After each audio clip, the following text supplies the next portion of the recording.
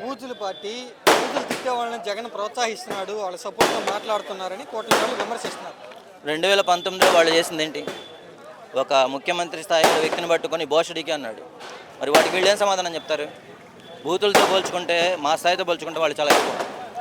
భోషడికి అనేటువంటి ఏ మాట? అదేమన్నా శ్రీరామ మాట? శ్రీరాముని యొక్క పరమపదం ఏమన్నా కాదుగా.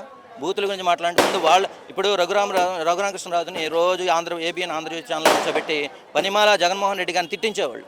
మరి అదేంటి? ఇవి తప్పు అయితే అవి కూడా తప్పే, అవి తప్పు అయితే అవి తప్పు కానప్పుడు ఇవి తప్పు కాదు. ఎస్. వైసీపీ బూతులు పార్టీ మేము చాలా కఠినంగా ఉంటున్నాం, మా వాళ్ళు తిట్టినా కూడా మేము అలాగే ఉంటున్నాం అని కూటమి వాళ్ళు అంటున్నారు కదా. ఎక్కడ కఠినంగా ఉన్నారు? అక్కడ కిరా కార్పి అచ్చోసిన ఆంబోతులాగా రోజు టీవీలో బొత్స సత్యనారాయణ ఒకరోజు, రోజా గారిని ఒకరోజు, పందికొవ్వుతో టీటీడీ లడ్డు కలిసిందని చెప్పి రోజా మాట్లాడుతూ ఉంది. మరి వాటిని ఎక్కడ కట్టడి చేశారు వీళ్ళు? అవి కట్టడి చేసి మాట్లాడమనండి. అవి కట్టడి చేస్తే మీరు చేసింది చెప్పండి, ఒప్పుకుంటాం. మీరు ఏమంటారు టోటల్గా మంచి ప్రభుత్వం? ఇది ముంచే ప్రభుత్వం, మంచి ప్రభుత్వం కానే కాదు. మంచి ప్రభుత్వం అని పేరు చెప్పుకున్నటువంటి ముంచే ప్రభుత్వం. అన్ని వర్గాలు ఈ కూటమి ప్రభుత్వంలో సర్వనాశనమైనవి. ఒక చేనేత రంగం అయితేమి, వ్యవసాయ రంగం అయితేనేమి, అది ఇది అని ఏమీ లేదు. కాదేది రాజకీయాలకి అనర్హం అన్నట్టుగా కూటమి ప్రభుత్వం వ్యవహరిస్తూ ఉంది. లడ్డును రాజకీయాలు చేశారు. శ్రీకాళహస్తి కానీ, శ్రీశైలం కానీ రోజుకొక వ్యవస్థలో లోపాలని బయటపడుతూ ఉన్నాయి. అవి వాటిని కట్టడి చేయట్లేదు.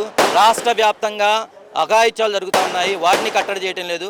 ఏదేమైనప్పటికీ కూడాను ఈ కూటమి ప్రభుత్వంకి రోజులు దగ్గర పడ్డాయని నేను భావిస్తూ ఉన్నాను.